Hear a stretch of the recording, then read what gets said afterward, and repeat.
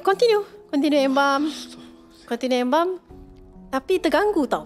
Pasal muka, you bayangkan muka mayat tu muka you. Muka mayat tu muka you. Aku faham. Macam mana lah embam tu? And then I continue sebab kerja kan.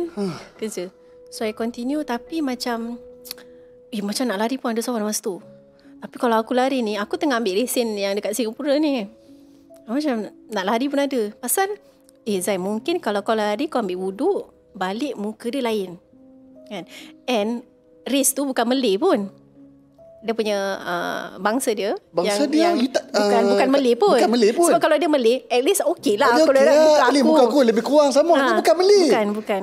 Tapi bangsa lain. Jadi I macam bila you tak percaya, you tengok banyak kali kan. Memang muka aku. Memang muka sama. Betul, kita mesti tengok banyak kali ni. Betul kan ni kan? Tengok.